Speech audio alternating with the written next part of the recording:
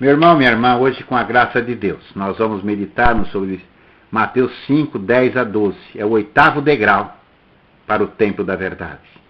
Sofrimento e sacrifício. O 8º degrau para o templo da verdade. Sofrimento e sacrifício. Vamos ler aí Mateus 5, 10 a 12. Bem-aventurados perseguidos por causa da justiça, porque deles é o reino dos céus. Bem-aventurados sois quando por minha causa vos injuriarem, e vos perseguirem, e mentindo disserem todo mal contra vós. Regozijai-vos e exultai, porque é grande o vosso galardão nos céus, pois assim perseguiram os profetas que viveram antes de vós. Eu vou ler novamente. Bem-aventurados os perseguidos por causa da justiça, porque deles é o reino dos céus. Bem-aventurados sois quando por minha causa vos injuriarem e vos perseguirem, e mentindo disserem todo mal contra vós. Regozijai-vos e exultai, porque é grande o vosso galardão nos céus, pois assim perseguiram os profetas que viveram antes de vós. Que o Deus da glória nos deu entendimento, conhecimento para compreender este lado do Evangelho. Porque muitas vezes é normal, hoje em dia, a gente pensar, é comum a gente falar, está tudo bem, é só bênção, só bênção. Quando aqui a bem-aventurança fala do sofrimento e do sacrifício. Por isso que fica difícil entender a igreja de hoje em dia. É muito difícil. Segundo a maior parte dos teólogos, estas bem-aventuranças, as duas aqui últimas, são colocadas juntas, pois têm o mesmo sentido. O reino dos céus e o reino de Deus, Jesus estava prevendo acontecimentos futuros. Ele era o Messias, o rei desse reino de Deus. Seriam necessárias mudanças para que o reino fosse estabelecido. João Batista já estava na prisão, prestes a morrer, e era provável que muitos outros tivessem o mesmo destino, considerando aí a imensa força do mal, as forças das autoridades religiosas que se oporiam ao reino de Deus. Então a luta do cristianismo não seria nada fácil, nem as religiões do mundo, nem as suas políticas se renderiam sem lutas. Todos queriam implantar a sua igreja, o seu modo de vida, o seu bem-estar e abandonar Deus. Então a luta iria ser terrível. Por isso, Jesus Cristo já previu tudo, tinha previsto tudo isso para todos eles. Vamos ler João, capítulo 16, 1 a 4. Tenho-vos dito essas coisas para que não vos escandalizeis. Eles vos expulsarão das sinagogas, mas vem a hora em que todos que vos matar julgará com isso tributar culto a Deus. Isso farão porque não conhecem o Pai nem a mim. Ora, essas coisas eu vos tenho dito para que quando a hora chegar, vos recordeis do que eu vos disse.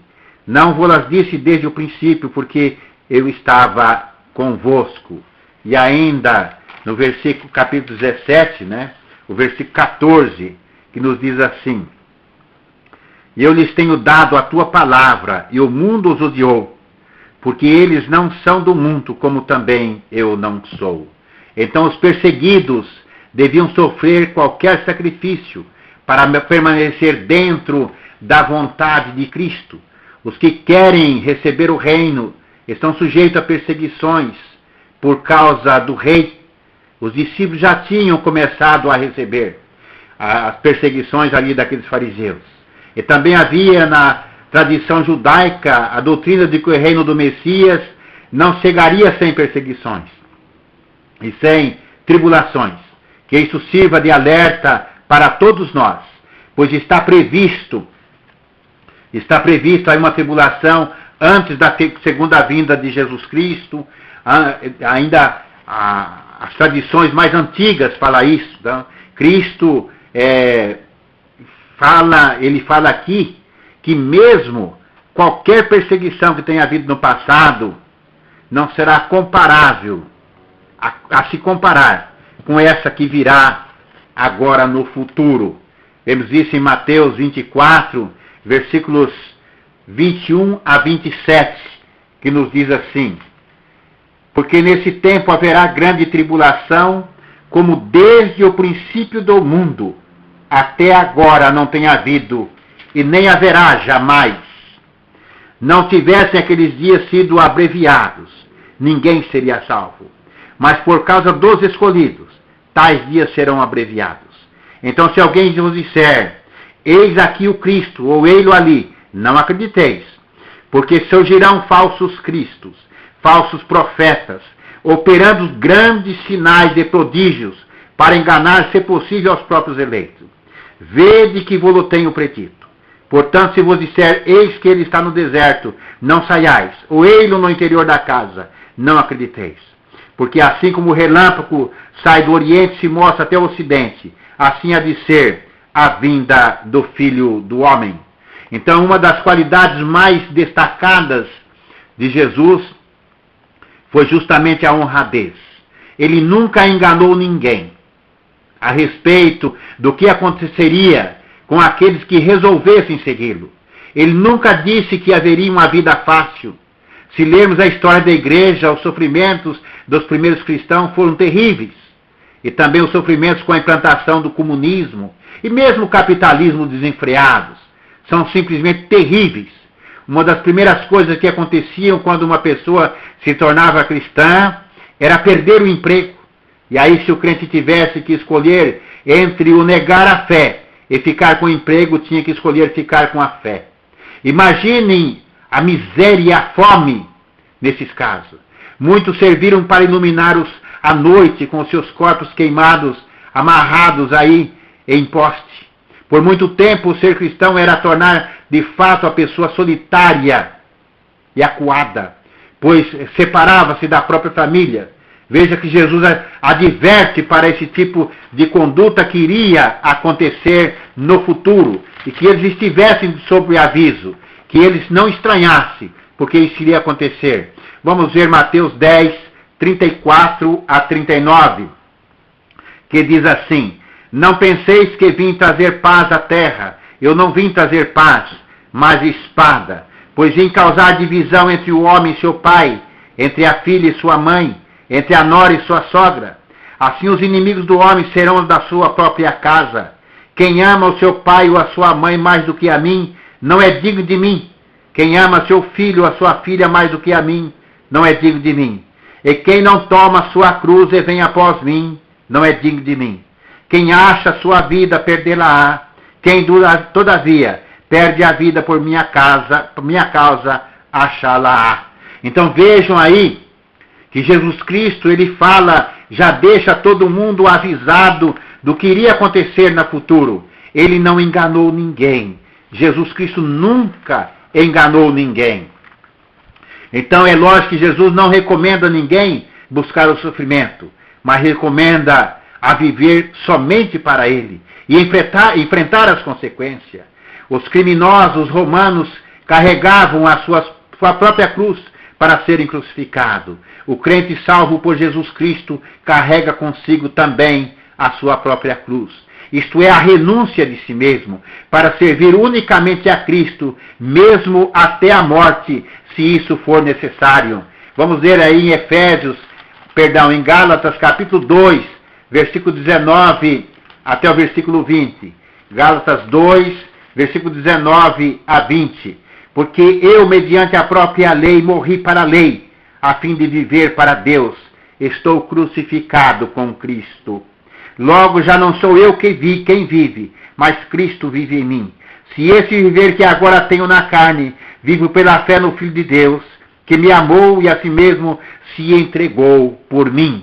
Então veja essa confissão do apóstolo Paulo, que ele vivia para Deus, ele vivia para Jesus Cristo. O morrer para ele, nesse caso, tem outro lugar que ele fala que seria lucro, porque ele queria viver com Jesus e viver em paz, né? Mas aqui no mundo, enquanto tivessem, era só sofrimento. Vamos ver também 2 Coríntios, capítulo 11, versículo 23 a 27, que nos diz assim: sou ministro de Cristo, falo como fora de mim, eu ainda mais, em trabalho muito mais em prisões, em açoites sem medidas, em perigos de morte muitas vezes. 5 vezes recebi dos judeus uma quarentena de açoite menos 1. Fui 3 vezes fustigado com varas, uma vez apedrejado, em naufrágio 3 vezes, uma noite e um dia passei na voragem do mar, em jornadas muitas vezes em perigo de rios, em perigo de salteadores, em perigo entre patrícios, em perigo entre gentios, em perigo na cidade, em perigo no deserto, em perigo no mar e entre os falsos irmãos, em trabalhos e fadigas, em vigílias, muitas vezes, em fome, sede, em jejum, muitas vezes, em frio e nudez. Um cristão literalmente deve estar disposto a amar mais o seu mestre do que quem quer que seja, mesmo a própria família. E se tiver que passar por isso que Paulo passou, tem que passar e sem reclamar. Nós estamos aqui a serviço do Senhor. Não estamos aqui a serviço do homem, mas a serviço de Jesus Cristo. Arrancar os olhos de muitos cristãos. Muitas vezes assavam seus familiares na presença deles. Muitas vezes os corpos queimando, jogavam água para prolongar o sofrimento. Tudo isso e faz parte da história, mesmo da história secular. É só pegar uma enciclopédia, eu pegar aí uma história universal, vai ver o que isso aconteceu. Eram caluniados, dizendo que faziam canibalismo. Era uma das injúrias usadas. E isso porque tomavam a Santa Ceia e diziam que era o corpo e o sangue de Jesus Cristo. Espalhavam então que os cristãos comiam suas crianças. Os cristãos faziam cultos escondidas para não serem pegos a descobertos. Então se diziam que eram reuniões de orgias. Os cristãos saudavam uns aos outros com beijo, o ósculo santo, como falamos. Era mais um motivo para confirmar suas orgias, como diziam os caluniadores. Paulo escreve aos Efésios, capítulo 6, versículo 10 a 13, as seguintes palavras. Vamos ler aqui. Quanto ao mais, sede fortalecidos no Senhor e na força do seu poder. Revestis de toda a armadura de Deus, para poderes ficar firmes contra as ciladas do diabo. Porque a nossa luta não é contra o sangue e a carne, e sim contra os principados e potestades, contra os dominadores deste mundo tenebroso, contra as forças espirituais do mal nas regiões celestes. Portanto, tomai toda a armadura de Deus, para que possais resistir no dia mau, e depois de teres vencido tudo, permanecei inabalável. Sinceramente falando, meu irmão, minha irmã, caro rádio ouvinte, sinceramente falando, não há como concordar com esse cristianismo light de hoje em dia. Não há como concordar com esse cristianismo que estamos vivendo, onde tudo é permitido e tudo é prometido. Se promete de tudo nesse cristianismo de hoje. Aliás, quando se fala que uma pessoa tem uma doença é porque não tem fé. Isso é uma vergonha falar uma coisa dessa. Mas até isso eles usam. Se você sofre, diz o cristianismo de hoje, é porque você não tem fé. Então Paulo não tinha fé. Aqueles mártires do passado, ninguém tinha fé. Foram queimados vivos, assolados.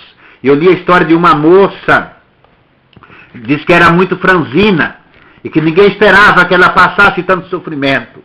Esquentaram uma chapa de ferro até ficar vermelha, e depois colocaram aquela irmãzinha sentada nua, naquela chapa de ferro. E a menina, a mocinha, frágil como ela, morreu dando glórias a Deus. É isso que Paulo fala para nós, para conservarmos a nossa fé firmes e inabaláveis, e estar preparado para enfrentar as ciladas do diabo. É isso que nós temos que viver, e não esperar. Esse cristianismo light que nós estamos vivendo, tem qualquer coisa errada aqui. Tá? Não está certo. Não está certo o que está acontecendo. Onde tudo é prometido. Temos uma vida somente de vitórias e de bem-estar. Como justificar esse cristianismo diante de tanto sofrimento de nossos irmãos no passado? E fazemos uma pergunta: como será o nosso futuro? Haverá igreja na terra diante do que está por vir? Nós estamos alertados por Jesus Cristo, como lemos no capítulo 24 de Mateus.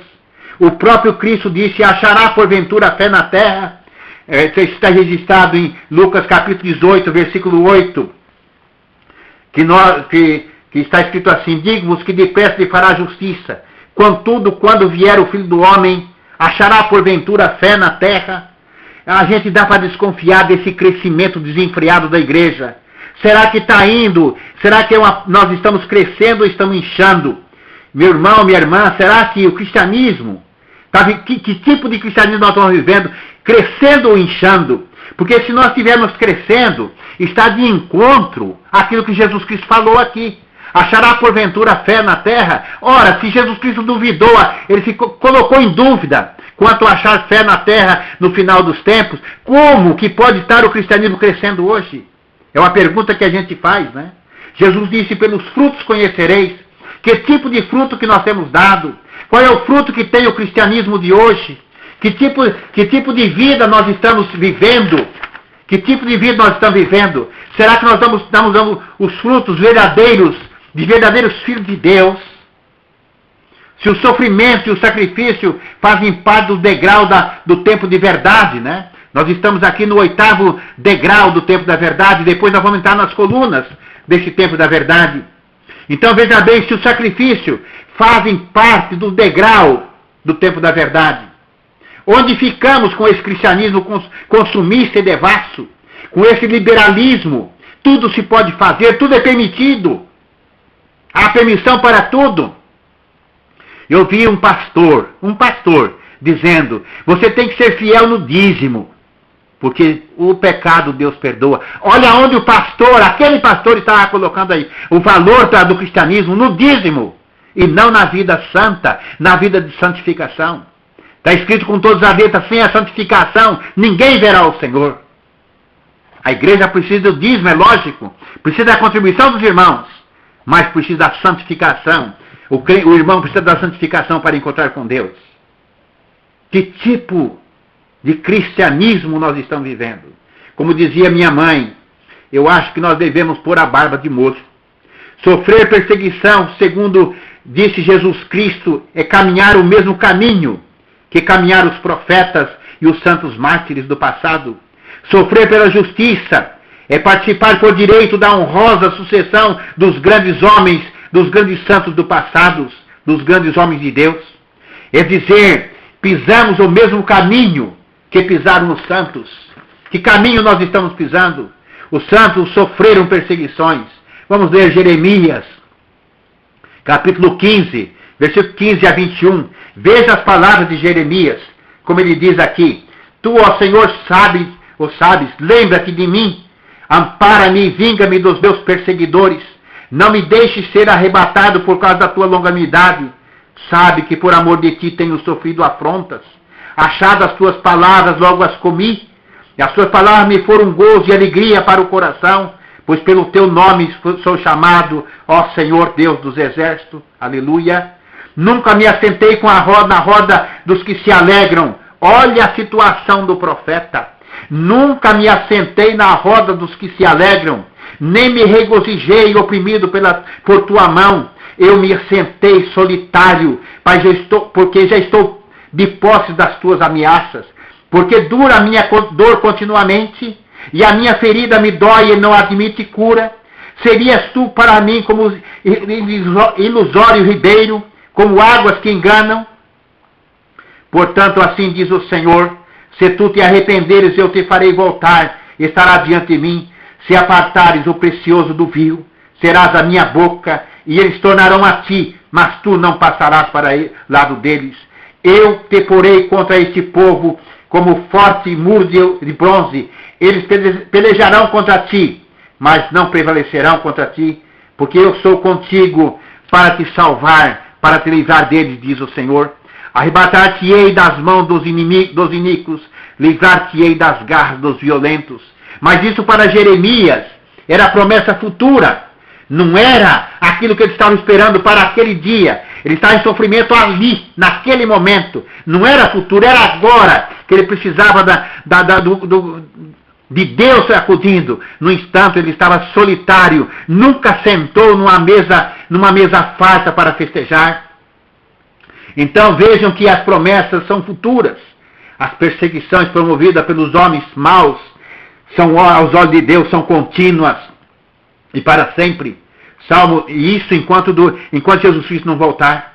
Salmo 10, versículo 2 a 4 diz assim: com arrogância os ímpios perseguem o pobre, sejam presos das tramas que urdiram.